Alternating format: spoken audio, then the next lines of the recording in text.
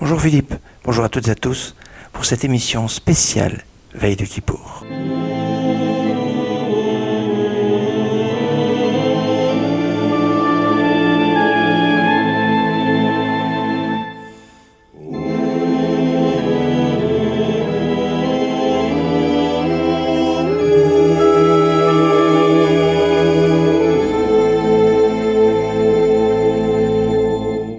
Nous sommes veille de ce jour extraordinaire, ce jour d'amour. Le jour de Kippour est en effet un jour de preuve d'amour de Dieu, prêt à nous pardonner de nos fautes, un jour unique dans l'année, unique parce que il ne peut pas avoir deux jours de Kippour. Vous allez me dire heureusement parce que deux jours de jeûne, ouais. Mais un jour fort, un jour puissant, un jour où on nous dit que l'homme unique, le Kohen Gadol, le grand prêtre, à l'époque où il y avait le temple, rentrait dans l'endroit unique, le Kodesh HaKodashim, le Saint des Saints. C'était le seul jour où il rentrait à un moment dans la journée de Kippour. Donc un jour unique où l'homme unique rentrait dans l'endroit unique. On est dans cette dimension d'unité. Et ce jour de Kippour, c'est ce jour de réparation du passé, de bonnes résolutions pour l'avenir, un jour où il y a une mitzvah fondamentale, plus importante que jeûner. Oui, c'est un jour de jeûne, le jour de Kippour, bien évidemment.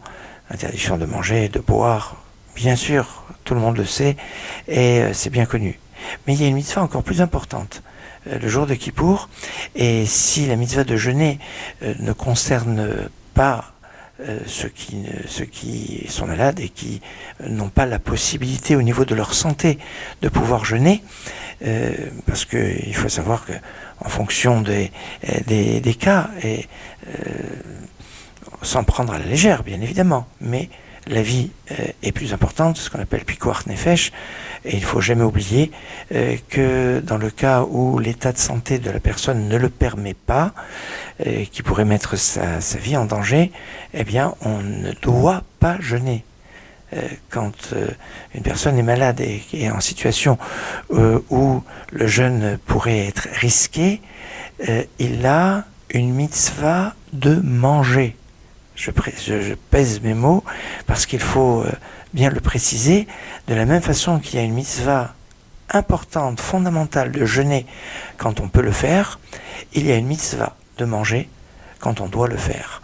Et ça, il faut le dire. Maintenant, que l'on mange ou que l'on ne mange pas, il y a dans tous les cas une mitzvah qui est la mitzvah de la Teshuvah.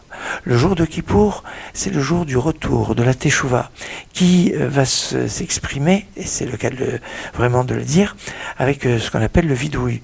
Le vidouille, l'aveu, la confession, qui doit revenir le jour de Kippour par 10 fois. On va rentrer plus dans le détail de cet aspect, mais il est très important d'avoir conscience de cet aspect de la Teshuvah qui se fait donc fondamentalement en 3 temps. C'est le regret par rapport à ce qu'on a fait, qu'on n'aurait pas dû faire, des transgressions, de manquements. Un chet, une faute, c'est rater sa cible, ce qu'on a raté. Eh oui. Donc, c'est le premier aspect de la Teshuvah, c'est ce point de regret. Et si on regrette rien, bien, on n'est pas dans la bonne chose. Il y a la dimension du vidouille, l'aveu, la reconnaissance verbale. Il ne s'agit pas seulement de rester au niveau mental, mais il faut le verbaliser. Et très intéressant, on ne le verbalise pas pour le dire à qui que ce soit. C'est pas une confession que l'on dit à qui que ce soit. Personne ne doit entendre notre confession. Il n'y a que Dieu qui doit l'entendre. Et cette confession doit s'articuler. On nous dit que dans le temple, il y avait une sorte de distance, de sécurité entre chaque fidèle pour que chacun ne puisse pas entendre le vidouille de l'autre. Et le vidouille se dit à voix basse. Et alors aujourd'hui, vous allez me dire, mais le vidouille se dit à voix haute dans le cadre de la prière par 10 fois quand on fait le vidouille, sauf quand les 5 fois où ça se fait dans la Hamida à voix basse, donc de toute façon c'est à voix basse, mais dans la répétition, le ministre officiel au moins le dit à voix haute, et puis alors dans certaines communautés tout le monde le dit à voix haute. Alors Ce qu'il faut préciser, c'est quand il s'agit de fautes de chacun, de particuliers, alors dans ces cas-là, il faut que ça soit absolument à voix basse, parce que personne n'a besoin de savoir ce qu'on a fait de mal dans le détail. Par contre, quand on dit le texte du vidouille, qui est le texte qui est dans les livres, qui est le texte que tout le monde dit, alors dans ce cas-là, on peut le dire à voix haute, parce qu'il s'agit ici d'un texte commun à tout le monde. Et sur ce point-là, d'ailleurs, il y a quelque chose qui est intéressant. Quand vous suivez le texte, vous allez certainement remarquer qu'il y a des fautes qui ne vous concernent pas. Et que quand on fait l'aveu des fautes, alors il y a certaines fautes où on va se reconnaître dedans. Et puis il y a des fautes où on va se dire, mais non. Alors, sur ces fautes où on ne se reconnaît pas, il faudra peut-être avoir plusieurs réflexions possibles. Par exemple, quand on va parler de tuer, alors on n'a pas tué, mais peut-être que quand on a humilié une personne, c'est comme si on l'a tué. Quand on fait du lachonara, quand on parle mal sur une personne, quelque part on le tue socialement, et ça rentre dans ce cadre-là. Quand on parle de l'interdit de voler, c'est pas seulement c'est la transgression de voler, faire un braquage. Emprunter sans permission, ça s'appelle voler. Aller au-delà de ce qu'on nous a autorisé de faire, ça s'appelle voler. Quand on est au travail et que on ne fait pas ce qu'on devrait faire, mais tout le monde le fait, mais ça reste quelque chose de domaine de ce qui est interdit et dont on doit avoir conscience. Maintenant, il y a aussi la notion aussi de responsabilité collective, dans le sens où, moi je ne l'ai peut-être pas fait, mais j'ai peut-être des personnes que je connais qui ont fait ces choses-là et que j'aurais pu peut-être les inciter à ne pas le faire. J'aurais pu peut-être avoir une certaine responsabilité, peut-être, à pouvoir les mettre sur le droit chemin, et donc j'ai quelque part une responsabilité dans leur faute. Autre lecture, je dirais mystique, kabbalistique, c'est que il y a une réincarnation. On est peut-être la réincarnation d'une personne qui, dans les vies antérieures, ont peut-être transgressé certains points, certaines transgressions que l'on cite dans le vidouille. Alors, il y a toutes ces notions, et ça, on est dans le fondamental, mais c'est pas tout. À part le regret sur le passé, l'aveu sur le présent, il y a les bonnes résolutions sur l'avenir. Et les résolutions sur l'avenir sont un élément fondamental, parce que on doit faire de telle sorte à ce que d'année en année on soit dans une dynamique, dans une possibilité de s'améliorer. Et ça, c'est quelque chose d'important. Que le jour de Kippour, on prenne au moins 1-2 résolutions, alors qu'il ne soit pas trop difficile à faire parce qu'on ne la tiendra pas, qu'il ne soit pas trop facile à faire parce que la progression ne se sentira pas. Chacun le fera en fonction de son niveau. Chacun et chacune va ressentir quelque chose qui va être important. Et on va essayer de s'efforcer de le faire. Pour l'un, ce sera de venir un peu plus souvent à la synagogue. Pour une autre personne, d'être un peu plus attentif dans sa prière. Pour une autre personne, d'être plus attentif à la façon dont il parle avec son prochain.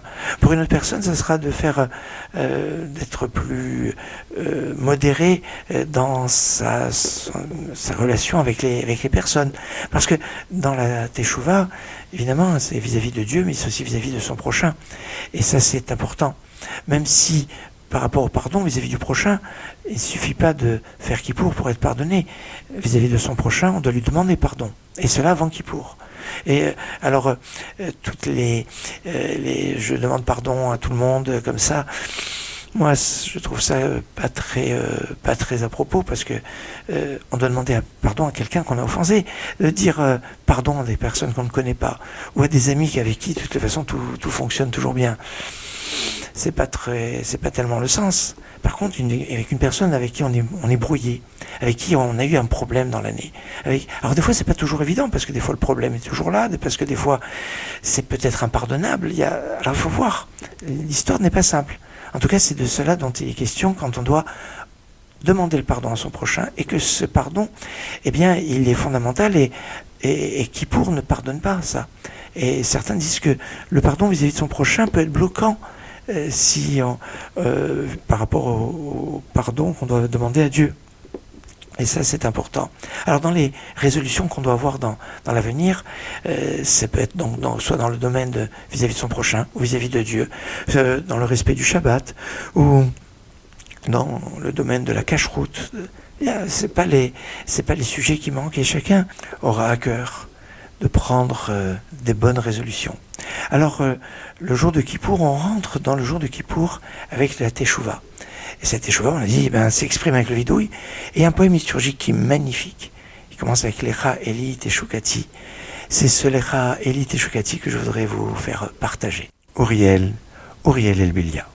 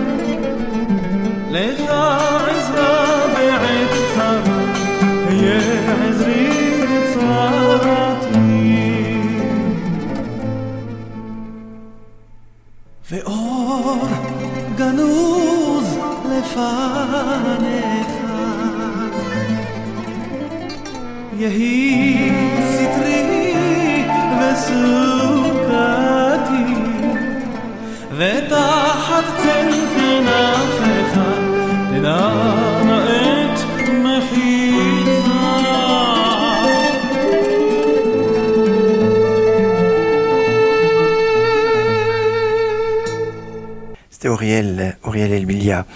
Alors, à propos du vidouille, j'insiste sur cet aspect en introduction, parce que pour le Rambam, pour Maïmonide, la Teshuvah, le retour, le repentir, passe par cette mitzvah du vidouille. Cette mitzvah du vidouille, fondamentalement, pour le jour de Kippour, c'est au moins 3 mots. C'est bien de le savoir. Hatanu avinu pasha'anu. Hatanu, nous avons fauté par inadvertance. Il y a beaucoup de choses qu'on fait dont on n'a même pas conscience des fois de la gravité, ou tout simplement que c'est interdit. Et ça, c'est un point. Ou des fois des choses qu'on ignore, qu'on devrait faire, qui sont des fois très simples, des fois très accessibles. Khatanu. Avinu, c'est nous avons fauté avec préméditation. Nous avons conscience des fois que quelque chose ne doit pas se faire. On se laisse aller. On craque, comme on dit. On écoute son etc. On se laisse séduire par les choses. Et cet aspect, bien, parce que c'est Avinu, nous avons fauté. Et puis, il y a Pasha'anu. Pasha'anu, c'est fauté pas parce qu'on avait envie, mais c'est presque par rébellion. Parce qu'on voulait hériter Hachem. Ça arrive des fois. Et ça, ce sont les 3 mots fondamentaux du vidouille que l'on doit dire. Voilà, au moins dans Kippour, et puis les dire avec conviction, et comme on l'a dit, en regrettant ce qu'on a fait de mal, et en essayant de prendre de bonnes résolutions sur l'avenir. Ça, c'est quelque chose de fondamental. Alors, comme je vous ai dit, le vidouille, on le retrouve 10 fois. Alors, pour être très honnête, on le retrouve 9 fois, en fait, dans le cadre de l'office du jour même de Kippour, puisque on a le vidouille qui intervient à chaque fois qu'il y a dans l'Amida, dans la prière à voix basse. Alors, il y a 5 prières à voix basse, donc ça, c'est facile, mais il n'y en a que 4 qui sont répétées. C'est la prière du matin, Shacharit, la prière de Moussaf, additionnelle, la prière de Mincha, de l'après-midi, et la prière de Neila, qui est spécifique au jour de Kippour. Ces 4 prières donc, de la journée de Kippour sont donc doublées par une fois à voix basse et une fois par la répétition du ministre officiant. Pour la prière du soir, il n'y a pas de répétition de l'Amida. Comme il n'y a pas de répétition de l'Amida, donc il n'y a qu'une seule fois le vidouille. Alors il va avoir un vidouille, mais il n'est pas dans le cadre d'une Amida. C'est pour ça qu'il est, entre guillemets, il n'est pas validé. Alors, comment on va trouver le 10e ? Eh bien, le 10e vidouille se trouve dans cet après-midi, veille de Kippour, où on doit faire Mincha en début d'après-midi, et avant de faire le dernier repas avant Kippour, et là on fait ce vidouille. Et ce vidouille est validé pour les vidouillim de Kippour pour qu'il y en ait 10. Donc c'est ces vidouilles. Alors ces vidouillim, c'est pas des bidouillim, hein, ces vidouilles, ce sont ces confessions. Elles ont cette caractéristique d'être articulées sur l'alphabet. Alors vous avez une première forme qui est Hachamnu, Bagannu, Gazalnu, où il y a normalement 27 mots, 27 verbes, qui chacun commence avec une lettre différente de l'alphabet. Ça commence du Aleph, la première lettre de l'alphabet, et puis après c'est égrené, le Bet, le Gimel, le Dalet. Et sur les lettres doubles, c'est-à-dire les lettres qui ont une forme différente quand elles sont finales, eh bien, on a 2 termes. C'est comme ça qu'on retrouve 27 termes dans le vidouille. Et puis après, il va y avoir une autre sorte de vidouille encore, qui va être le Alchet, sur les fautes que nous avons faites, parce qu'on s'est mis en situation, on était obligé de le faire. Oui, ça c'est alors, des fois, on est obligé, on est en condition où on peut pas faire autrement. Mais la faute, c'était de se mettre dans cette situation. On aurait peut-être pu se trouver dans une configuration où on n'était pas obligé de pouvoir de se trouver dans l'obligation de transgresser. C'est un peu honnête quand on a fauté parce qu'on était honnête en cas de force majeure. Alors des fois, c'est vraiment un cas de force majeure. Dans ce cas-là, on peut pas. Mais il y a cet aspect.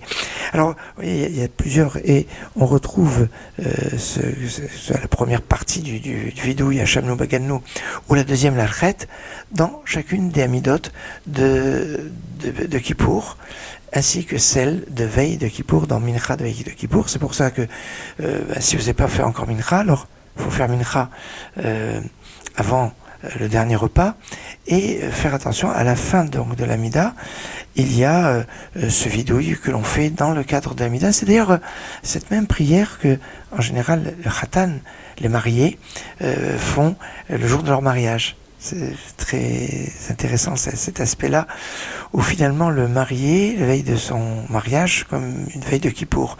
Ou peut-être la veille de Kippour, on est comme une veille de mariage. Peut-être qu'il y a ici, on s'habille en blanc, pour être comme des anges, mais peut-être aussi pour être un peu comme des mariés, parce que quelque part, on a ces retrouvailles avec notre Créateur, ces retrouvailles avec notre Père et notre Roi.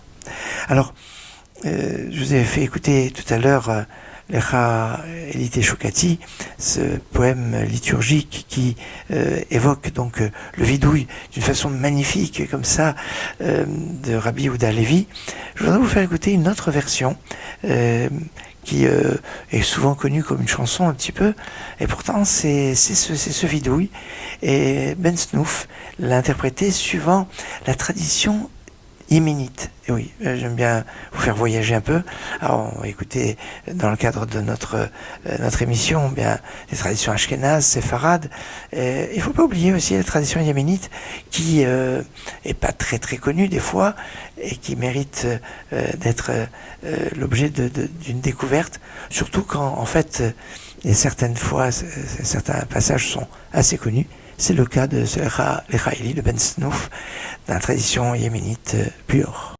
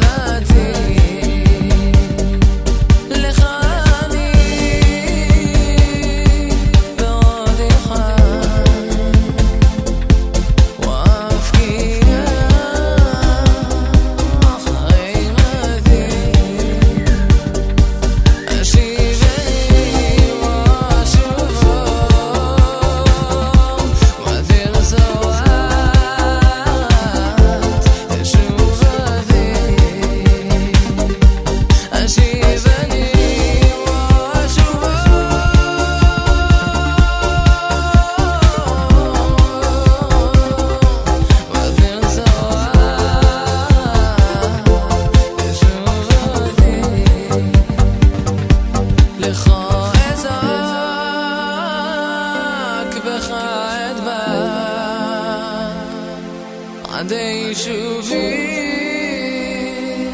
לאדמתי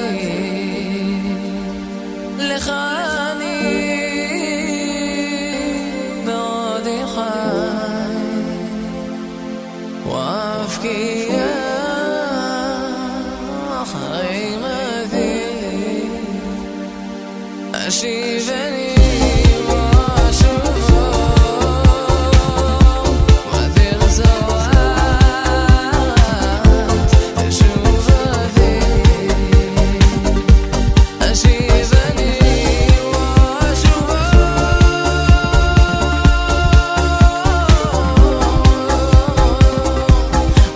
So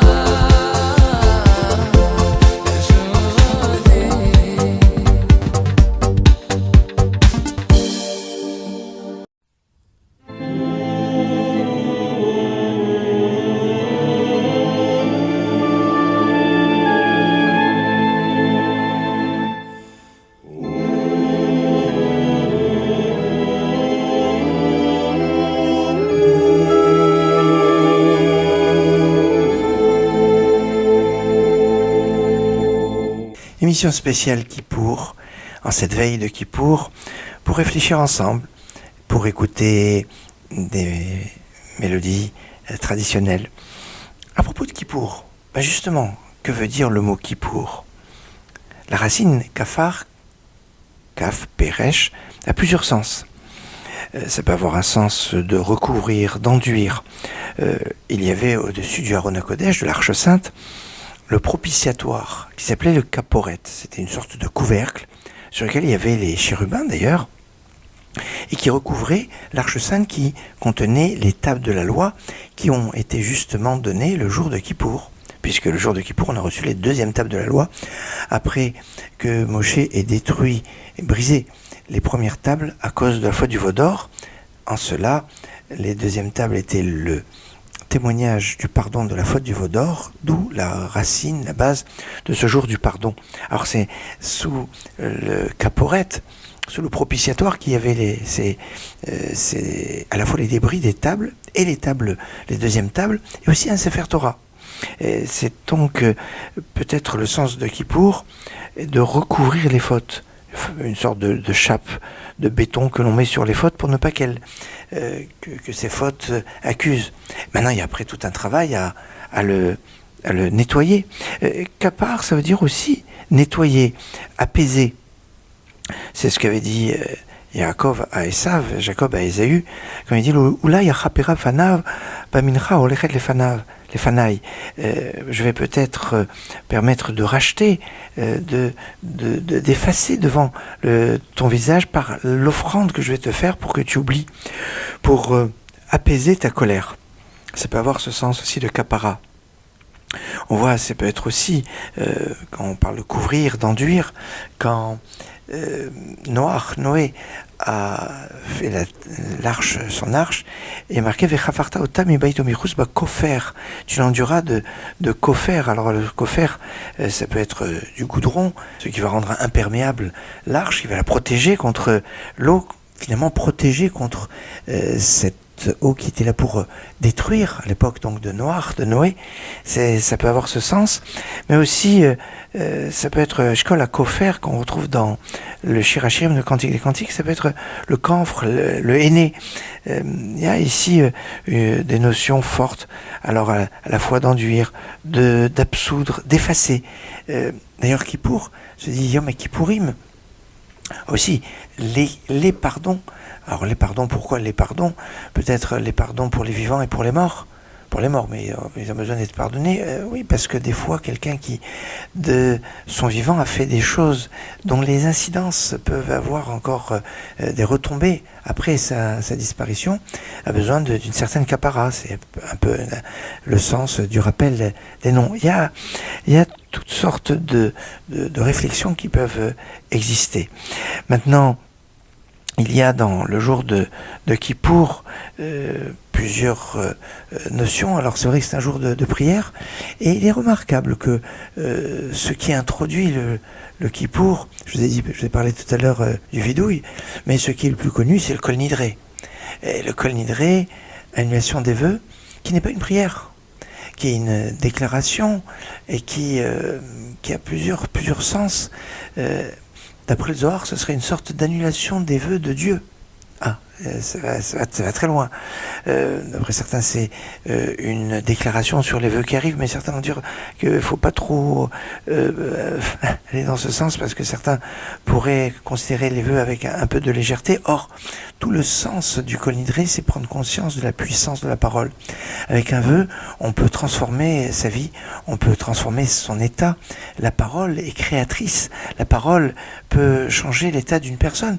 Quand un jeune homme rencontre une jeune fille et que il lui dit, en lui remettant un anneau devant deux témoins, Ariat Mekodeshetli, que tu me sois consacré par cet anneau, suivant la loi de Moshe d'Israël, par cette parole, eh bien, il va se créer un lien de mariage qui va avoir un lien exclusif entre ce garçon et cette fille, qui va être cette dimension qui va faire changer le statut de chacun de ces êtres. La parole peut transformer une personne. Quand une personne va faire un vœu d'être nazir, alors être nazir, c'est s'interdire de boire du vin, de se rendre impur au contact des morts et de se couper les cheveux. Aujourd'hui, on fait plus ces vœux de nazir. Mais cet exemple du nazir est très intéressant parce que à travers le vœu du nazir, le nazir devient un statut spécial. Il devient tellement spécial qu'il peut se rendre impur au contact des morts, comme un Kohen, et même plus qu'un Kohen, puisqu'un Kohen peut se rendre impur pour sa famille, alors que le nazir ne peut pas. C'est donc un statut qui peut permettre de faire changer la personne. Pour ça que les engagements, la puissance de la parole est un élément fondamental, et le jour de Kippour, qui, on pourrait dire, le jour de la parole par excellence, certains font Tanizibour, jeûne de la parole, pour parler uniquement à Dieu. C'est une option qui est intéressante parce que c'est le jour où on se tourne vers notre Père, notre Créateur, notre Roi, et on lui demande pardon.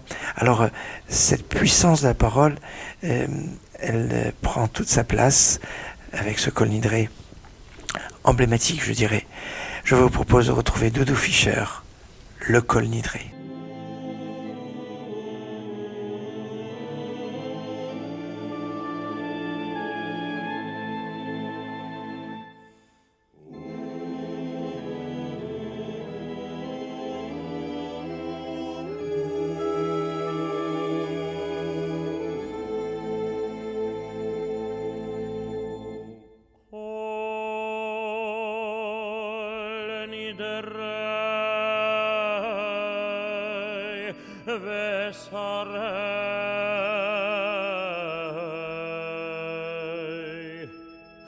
ושבועי וחרמי וקונמי וכינוסי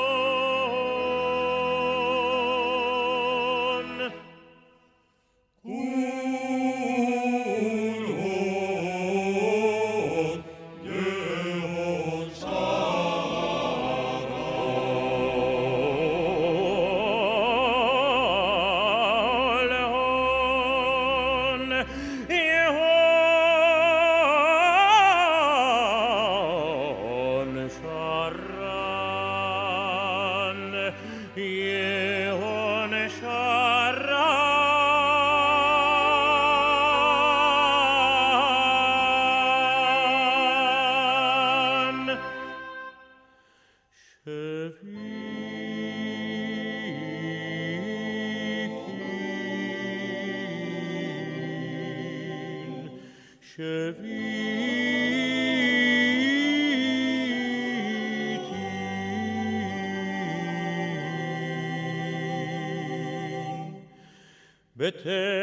ומבוטלין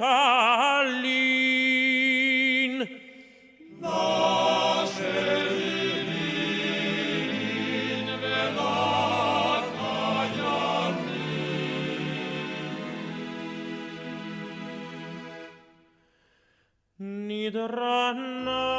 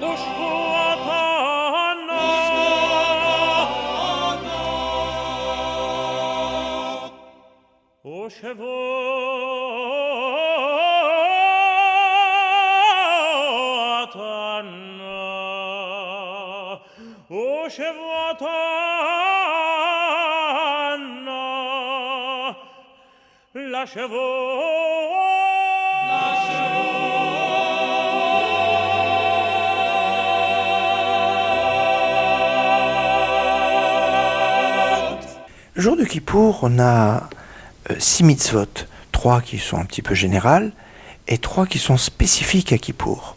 Les 3 qui sont assez générales, c'est la première de convoquer, de considérer ce jour comme une convocation sainte, Mikra Kodesh, en étant bien habillé, en faisant que c'est un jour qui a un caractère de fête, c'est un jour de fête. Le deuxième aspect, c'est l'interdiction de travailler, à l'instar du Shabbat, avec les mêmes interdits que le Shabbat. Il n'y a pas d'autorisation de ochel nefesh, de préparer à manger, même s'il y a des personnes qui sont malades. On prépare tout comme pour Shabbat, mais alors que Yom Tov, jour de fête, on autorise de faire un certain nombre de choses, un certain nombre de travaux pour pouvoir manger, comme réchauffer, cuire, etc. Il y a certaines choses qui sont autorisées. À Kippour, c'est interdit. Tout cela, même si ce n'est pas un Shabbat, et que le Shabbat est supérieur à Kippour. Et oui, il faut savoir que le Shabbat est plus puissant que Kippour, même s'il revient chaque semaine. On le voit par le nombre de personnes qui montent à la Torah. Le Shabbat, c'est 7, alors que Kippour, c'est 6. Bon, certes, dans nos synagogues, on a souvent tendance à faire monter un peu plus que 6 personnes le matin de Kippour, pour un certain nombre de raisons. Mais fondamentalement, c'est 6. Et en cela, on voit la gravité du Shabbat, aussi par la punition. La punition pour la transgression de Shabbat est plus grave que la transgression de Kippour. Il ne faut pas l'oublier. Et c'est bon, sans amoindrir l'importance de Kippour, de savoir apprécier le Shabbat qui revient chaque semaine. Et quand on parle de Shabbat Shabbaton, du Shabbat, des Shabbatot, souvent on l'entend pour Kippour. Remarquez qu'on parle aussi de Shabbat. Le Shabbat, c'est aussi Shabbat Shabbaton, c'est exprimé dans ce sens-là. La troisième mitzvah que l'on retrouve à Kippour et qu'on retrouve en fait dans chaque fête, ce sont des sacrifices qui sont apportés en plus, qu'on appelle Moussaf, qui correspond aujourd'hui à l'office supplémentaire de Moussaf. À ces 3 mitzvot fondamentales, donc de convocation sainte, d'interdiction de travaux et de sacrifices spécifiques à ce jour, il y a 3 autres aspects, on va dire, 3 autres sujets qui sont importants à Kippour, c'est le jeûne, en sachant que le jeûne n'est pas marqué en toutes lettres dans la Torah, il est marqué vous mortifierez vos âmes. C'est pas marqué en toutes lettres que l'on doit jeûner. Donc il faut faire attention à ceux qui disent moi je fais seulement ce qui est marqué dans la Torah. Je veux pas d'interprétation des sages. On défigure complètement tout le judaïsme de cette façon. Donc vous mortifierez vos âmes, c'est l'obligation de jeûne concernant aussi bien les hommes que les femmes. Pour les enfants, à partir d'un âge où ils sont en mesure de pouvoir commencer à faire quelques heures, on commence à les initier aux jeunes, mais on fait attention, on fait surtout très très attention à la santé des enfants, et on va en progressant pour arriver à ce qui est jeune à 12 ans pour une fille, à 13 ans pour un garçon, en faisant très attention toujours à leur constitution, c'est important. Donc le jeûne, c'est Kippour, évidemment, c'est l'un des aspects les plus connus. Mais, comme on l'a dit tout à l'heure, au-delà de cela, il y a la deuxième mitzvah, c'est la mitzvah de Teshuvah, la mitzvah du retour. Cette Teshuvah qui va s'exprimer à travers le vidouille, la confession, que l'on fera dans le cadre de l'office, mais alors, on l'a dans l'office, mais à défaut, on pourra faire cette confession même en dehors d'office. La confession n'exige pas d'être avec un minyan. C'est très important cela à savoir, et je pense à toutes les personnes qui ne pourront pas se rendre à la synagogue le jour de Kippour, pour des raisons soit de santé, soit des raisons d'éloignement. Eh bien, même si on est seul, Kippour a bien évidemment un sens. Le jour de Kippour, c'est un jour de rassemblement, oui, mais dans le plus important de Kippour, c'est la Teshuvah. Cette Teshuvah peut se faire même si on est tout seul, même si on ne connaît pas l'hébreu. À l'endroit où on est, on fait sur vidouille cette reconnaissance des fautes. L'Ifnei Hashem, on est devant Dieu. L'Ifnei Hashem, petit harou, vous allez vous purifier, c'est la Teshuvah, et ça c'est le plus important de tout Kippour. Et donc c'est cet aspect. Et puis le troisième aspect, c'est tout le Seder Avoda, tout le culte qui décrit d'ailleurs dans la paracha qu'on lit le matin de Kippour, dans la paracha Haremot, avec la place du Kohen Gadol, du grand prêtre. Aujourd'hui, on ne sait plus tellement, on connaît pas on connaît pas le descriptif, mais on ne le vit pas, puisqu'il n'y a pas de temple. Et de cet Avoda qu'il faisait, avec de ce culte, avec les kétorettes, les encens, avec le fait qu'il rentrait dans le Kodesh HaKodeshim, dans le Saint des Saints, mais il ne pouvait rentrer qu'avec des habits qui étaient tout blancs, et pas les habits fastes où il y avait de l'or. Alors c'est pour ça qu'il devait se changer plusieurs fois. Et par 10 fois, il prononçait le nom de Dieu, le Shem Amphorach. C'est pour ça qu'on a 10 fois le vidouille qui vient le jour de Kippour. Et puis avec ce culte assez particulier, où d'un côté on a un bouc qui est pour Dieu, qu'on offre, qui rentre dans le cadre des sacrifices un peu habituels, avec une particularité, c'est que le sang qui est aspergé même dans le sein des saints, et ça c'est quelque chose qu'on trouve unique à Kippour. Et à l'opposé, l'autre bouc, qu'on appelle le bouc émissaire, c'est l'expression vient de là, celui qui portait toutes les fautes, et qui était envoyé, alors, une chose assez bizarre, il était envoyé vivant, il sortait du temple de Jérusalem et était jeté dans un ravin, Azazel, ce bouc pour Azazel. Alors, d'une façon générale, on ne fait pas des choses sur l'extérieur, c'est important cet aspect-là. Et là, eh bien, il y avait ce culte. Et il y a quelque chose que je pense qui est assez fort, parce que dans le jour de Tisha B'Av, on pleure sur la destruction du temple. On a eu, depuis Tisha B'Av jusqu'à Rosh Hashanah, 7 semaines de consolation. Et là, on arrive à Kippour, où les choses se font dans le Beth Amikdash. Aujourd'hui, ça se fait tout à la synagogue. Il faut dire que dans le temple, il y avait 3 endroits. Il y avait le Hatzer, la cour, où il y avait l'autel, où se faisait la majorité du culte qui se faisait pendant toute l'année. On amenait les sacrifices, on priait, les Lévi'im chantaient. Et puis, il y avait un endroit plus intime, ce qu'on appelle le Echal, qui correspond au Mishkan, au sanctuaire, tabernacle, où étaient offerts les kétorettes, les encens, où on allumait la menorah, le candélabre, où il y avait le shulchan, la table où il y avait les pains qui étaient changés chaque Shabbat. Alors chaque Shabbat, ou une fois par jour pour la menorah, ou 2 fois par jour pour les encens. Et puis il y avait un rideau, une parochette, comme l'instar du rideau qu'on a devant l'Aron HaKodesh, l'Arche Sainte, dans les synagogues. Et puis derrière, il y avait l'Aron HaBrit, l'Arche Sainte, les chérubins. Et on rentrait dans cet endroit, dans cette intimité. On pourrait dire que le jour de Kippour, c'est ce voyage vers l'intérieur, vers son intimité. Le Kohen Gadol qui rentre dans le Kodesh HaKodashim, c'est cette ouverture pour aller, comme dit le Baal Shem Tov, à un point qui est insondable dans la personne et qui se trouve dans chacun d'entre nous, et de savoir le réveiller. Il y a ici quelque chose de fondamental.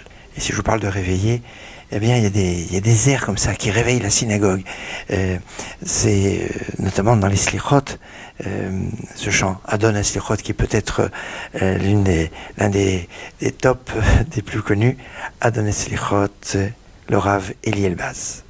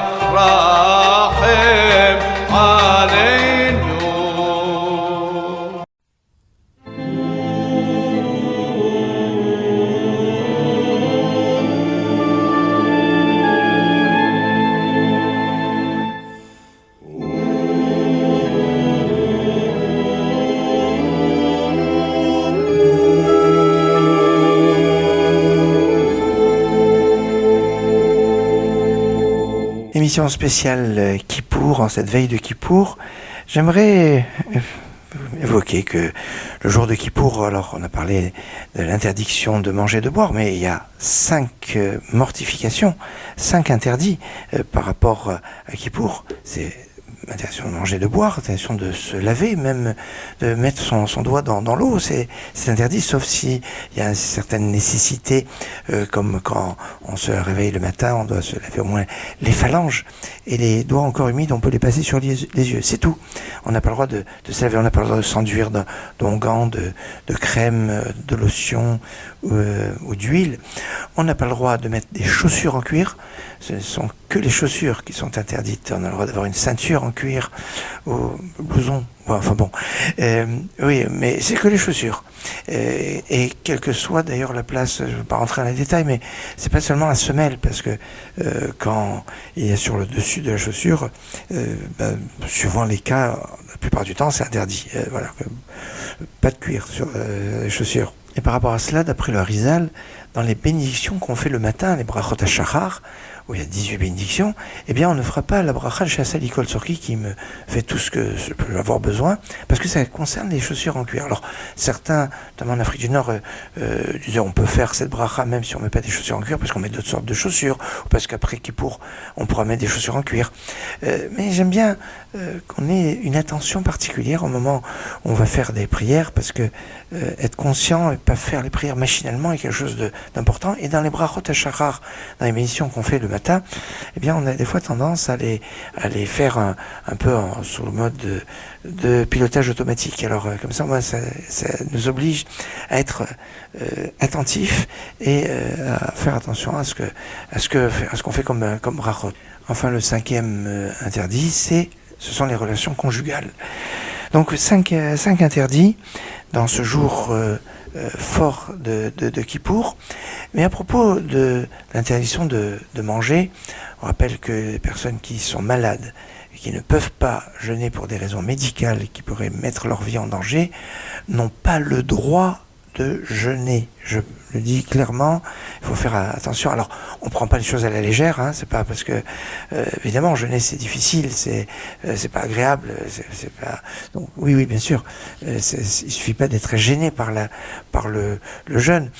Si vous voulez prendre des médicaments avant Kippour pour alléger le jeûne, c'est autorisé. Tzomkal, des choses comme ça, c'est autorisé.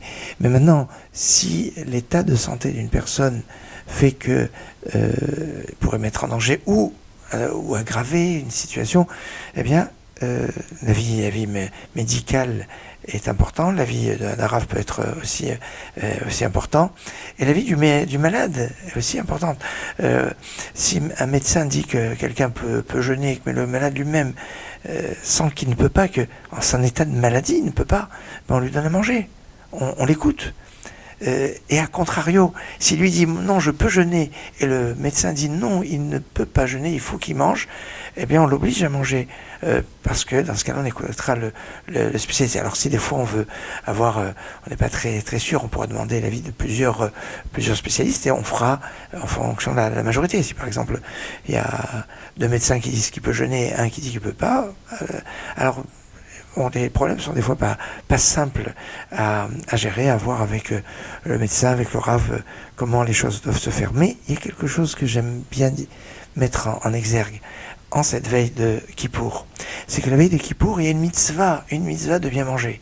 La mitzvah de bien manger la veille de Kippour est plus importante que de bien manger le jour de Shabbat. Oui, c'est plus puissant. On le voit sur certaines halachot concernant les lois, concernant des jeûnes qui pourraient être provoqués par un mauvais rêve. Aujourd'hui, on ne fait plus ça, mais dans l'halakha, on en parle de mauvais rêves qui pourraient entraîner un jeûne le lendemain. Alors, ça pourrait arriver même Shabbat. Aujourd'hui, on donne un tzedaka à la place et puis ça remplace le jeûne, on ne jeûne pas. Même si on aurait pu jeûner Tanit Chalom, un jeûne lié à un rêve, le Shabbat, on ne le fait pas pour la veille de Kippour. Ça nous donne bien l'importance. Alors, c'est important de faire, de bien manger avec le kippour, même de faire plusieurs repas. Certains prennent 7 repas, sbarmakel en anglais dans le texte. Maintenant, quand on dit 7 repas, c'est pas forcément cette fois motzi, nitila, nitia motzi et birkat Amazon. Mais enfin, c'est de manger, d'avoir plusieurs repas. Il n'y a pas de kidouche. Hein, même si dans le Souda Mafseket, le dernier repas qui avant le jeûne, c'est un repas festif où il est bien d'avoir 2 chalotes, de le faire comme pour Shabbat, sur 2 pains. Mais il n'y a pas de kidouche, on le précise, pas de kidouche veille de Kippour pour le repas. C'est une question qui se pose souvent. Et même si on doit le faire d'une façon festive, en général on mange du poulet. Le matin c'est le poisson, et puis l'après-midi c'est plus le poulet qui est consommé pour la veille de Kippour. Et puis on a donc ce repas qui est important. On doit le terminer bien avant que faut pas quelque juste de terminer de manger juste avant le jeûne, puisque de toute façon même, il faut aller à la synagogue, et en allant à la synagogue il faut mettre son talit avant la nuit, avant le coucher du soleil. Donc tout ça implique d'accepter le jour de Kippour avant l'horaire limite. On peut le faire rentrer un petit peu avant. C'est une mitzvah, une grande mitzvah de faire rentrer Kippour avant, comme de le faire sortir après. À propos de la fin de Kippour, il est bon quand même de rappeler que c'est pas la sonnerie du chauffard qui marque la fin de Kippour. D'ailleurs, dans certaines communautés, ils sonnent du chauffard alors que c'est pas encore la fin. C'est possible. Donc il faut faire attention. Et quand on a entendu le son du chauffard, eh bien après il y a la fin du Kaddish, donc la sortie de Kippour. Donc c'est un point déjà important à avoir conscience. Et à la fin de la Neila, qui va être terminée dans certaines communautés sfarades, le son du chauffard se fait même pendant les dernières slichot. Alors là on est encore dans Kippour complètement, donc c'est pas la fin. Et même si on parle de la dernière sonnerie qui se fait complètement à la fin de l'office, là il y a une teroua gedola qui est complètement à la fin, c'est pas encore la fin. Pourquoi? D'abord parce qu'il y a l'office du soir, l'office d'Arvit. Ah oui, alors on a jeûné, mais si on a demandé à Dieu pardon pour nos manquements, pour les choses, on va pas commencer à rater quelque chose qui est important, comme la prière du soir. Dans cette prière, il y a la mitzvah du Shema, le Shema Israël, un commandement positif de la Torah. C'est fondamental. Et puis la prière, c'est certainement l'une des prières les plus importantes, parce que on dit que les fautes nous séparent de Dieu. Alors quand on arrive à la fin de Kippour, on est pardonner de fautes, et ben c'est là où les prières passent le mieux. Et peut-être la prière la plus sympathique de toute l'année, c'est la prière qui est juste après Kippour. Alors il faudrait pas la rater, c'est dommage, parce que il y a certaines personnes qui considèrent que dès que l'office de Kippour est terminé, allez, on plie son talit et puis on s'en va, et on fait pas attention à cette belle prière de Harvit. Mais c'est pas tout. Après la prière d'Harvit, la prière du soir, avant de manger, il faut faire l'Havdalah. Et oui, l'Havdalah, au même titre que on fait à la sortie de Shabbat ou à la sortie des fêtes, avec l'Havdalah de la sortie de Kippour a des aspects un peu particuliers, puisqu'il n'y a pas la prière sur les aromates, mais il y a la prière sur le feu. On la fait que sur une flamme qui est allumée depuis avant Kippour. Et si on n'avait pas de flamme, si elle s'est éteinte, la flamme d'avant Kippour, donc ça veut dire que tout à l'heure vous ne lui aurez pas d'allumer une flamme qui est de 26 heures ou 48 heures, comme ça vous êtes sûr que ça va tenir jusqu'après Kippour, pour faire la bracha, la bénédiction de Boré Moresh à la sortie de Kippour, pour bien marquer que le jour de Kippour, à la différence des autres jours de fête, on a pas le droit de manipuler le feu. Et si on n'a pas cette flamme, on ne fait pas la bracha de Boré Moresh, comme on l'aurait fait le samedi soir, où on peut gratter une allumette et faire la bracha, la bénédiction sur la flamme, à la sortie de Shabbat. Et puis, c'est le texte de l'Havdalah. Alors c'est vrai, vous allez me dire, oui, mais à part l'Havdalah, il y a d'autres choses à faire, comme Birkat Levana. Oui, bien sûr, la bénédiction sur la lune. Mais je dirais que, au moins, Harvit et l'Havdalah, ça fait partie du minimum syndical. Si on veut faire les choses avec plus de finesse, alors il y a la bénédiction sur la lune, encore avant. Alors certains le font après l'Havdalah et après avoir mangé un petit morceau pour le faire avec la grande simra. Et puis, commencer à entreprendre la construction de la soukha, si vous ne l'avez pas déjà faite, on a le droit de faire la soukha avant Kippour. Hein. Bon, c'est un peu tard maintenant pour s'occuper de ça maintenant, mais il faut le savoir pour l'année prochaine. Maintenant, à la sortie de Kippour, on va de progression en progression, et c'est toujours de plus en plus, de en mieux que l'on va. Et c'est pour ça que moi on dit tiens, on va faire la soukha à cet endroit. On fait et ça fait partie des choses qui sont bonnes à faire à la sortie de Kippour. Alors maintenant, allez, on va revenir à la liturgie de Kippour. C'est une liturgie magnifique où à part le principe du vidouille qu'on a évoqué, sur lequel j'ai un peu insisté parce que c'est le principe de la Teshuvah qui est fondamental. Il y a un autre pôle qui est très important dans la prière de Kippour, ce sont les 13 attributs divins de miséricorde. Alors, les 13 attributs divins de miséricorde qui sont des versets de l'Exode, en qualité de 13 attributs divins de miséricorde, on doit le dire que quand on est avec un minyan. Si on n'est pas avec un minyan, s'il n'y a pas le quorum, on pourrait dire, mais comme on lit la Torah, donc qui est Aramim, mais sinon, là, ça exige le minyan, ces 13 attributs divins de miséricorde, qui Hachem, Kel Rachum, qui reviennent dans les slichot, c'est la pièce maîtresse des slichot, et qui revient dans le rite séfarade 26 fois dans le cadre de l'office. 5 fois dans la prière du soir, 5 fois dans la prière de Shacharit du matin, 7 fois dans le Moussaf, 6 fois dans Mincha et 3 fois dans la Ne'ila. Il y a comme ça des constitutions qui sont très importantes. Dans le rite Ashkenaz, on le retrouve aussi, alors suivant les traditions, c'est pas toujours dans le même nombre, mais en tout cas c'est une pièce maîtresse. Et ces 13 attributs divins de miséricorde, on retrouve leur calque dans le texte de Micha qui a été lu dans l'Haftara de Shabbat Shuvah, la fin de l'Haftara de Shabbat Shuvah, Mi El Kamocha. Ce sont ces versets d'ailleurs qui sont récités quand on va faire Tashlir à côté du fleuve le jour de Rosh Hashanah. Et ce sont ces versets qui sont à l'origine de ce beau poème liturgique qui s'appelle Adir Venahor, qui réveille, je dirais, la communauté. Adir Venahor.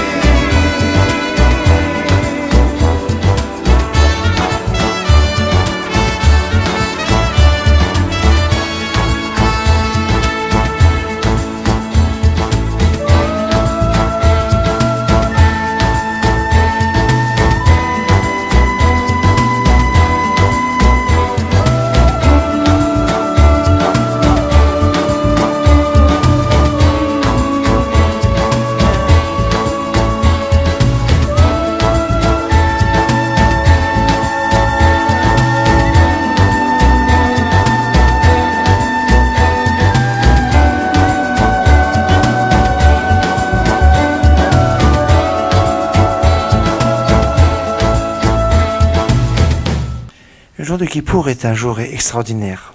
C'est une incroyable opportunité pour se retrouver au plus profond de notre être, cette étincelle qui nous lie à notre Père, à notre Roi, à Dieu.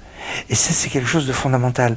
Le Kohen Gadol rentrait l'ifnaï v'lifnim, comme ça c'est exprimé dans la Mishnah, l'ifnaï v'lifnim, à l'intérieur de l'intérieur. C'est-à-dire, comprenez, dans le Kodesh HaKodeshim, dans le Saint des Saints. Et là, il y avait tout un processus d'attente, de purification, de silence. Il y avait un silence et puis d'un seul coup, le nom de Dieu. C'est fort tout cela, et c'est de savoir retrouver notre Père, notre Roi. Hachem est un Père qui pardonne, mais c'est aussi un Roi. Ne l'oublions pas. Avinu Malkeinu.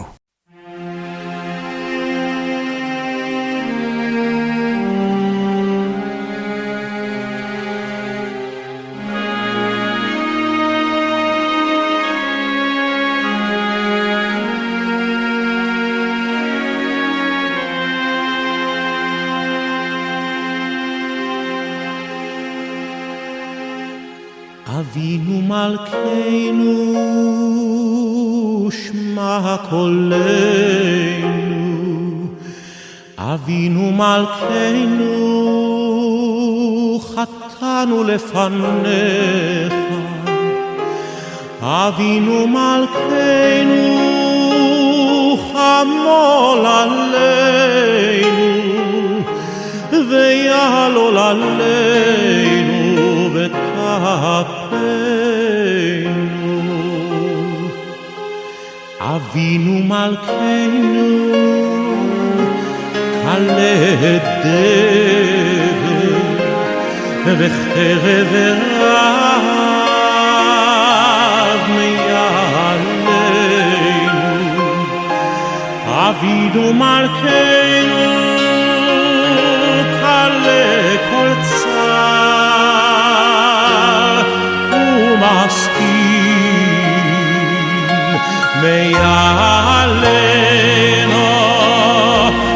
Avinu Malkeinu, Avinu Malkeinu, kotveinu besefer chaim tovim. Avinu Malkeinu, chadesh aleinu, chadesh aleinu shana tova.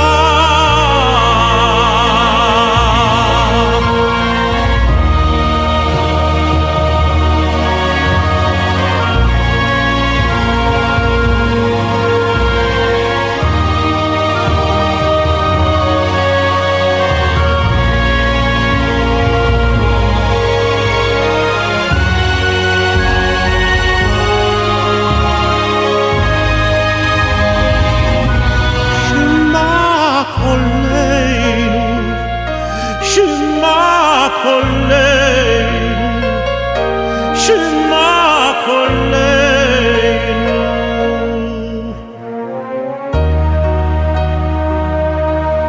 Avinu Malkeinu, Chadesh aleinu shana tova. Avinu Malkeinu, Shema Koleinu, Shema Koleinu, Shema Koleinu, Shema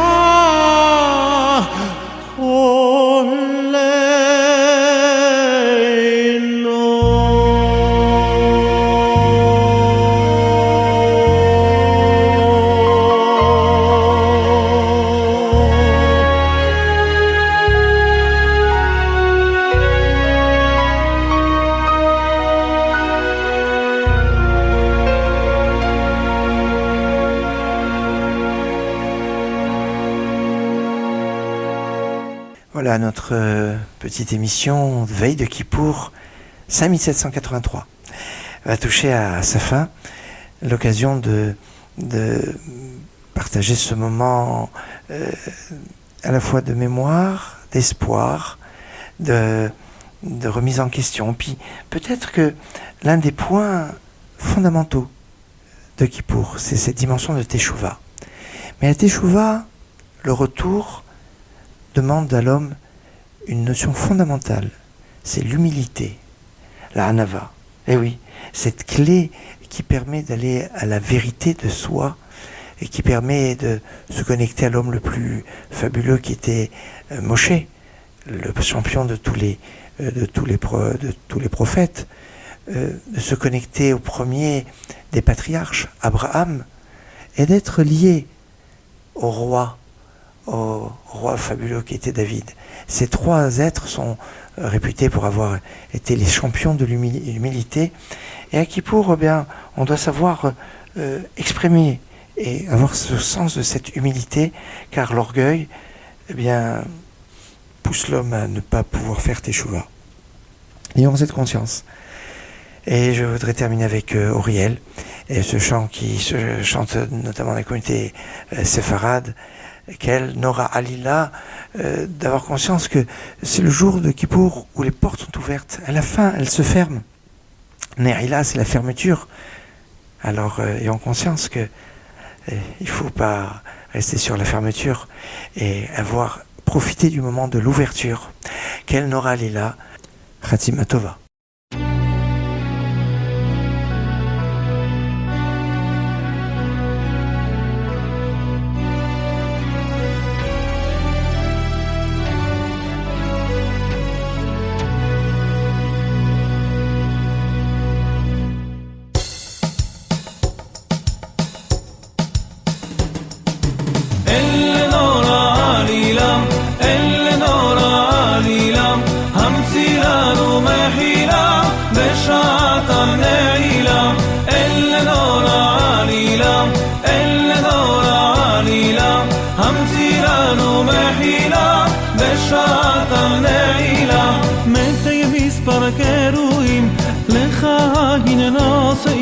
ומסלדים וחילה בשעת הנעילה אל נור העלילה אל נור העלילה המציא לנו מחילה בשעת הנעילה שופכים אליך נפשם מחפיש עם וחחשם והמציא מחילה בשעת הנעילה אל נור העלילה אל נור העלילה המציא לנו מחילה בשעת הנעילה תזכו לשנים רבות הבנים עם האבות בדיצה ובצהורה בשעת הנעילה אל נור העלילה אל נור העלילה המציא לנו מחילה בשעת הנעילה מיכאל שר ישראל אליהו וגבריאל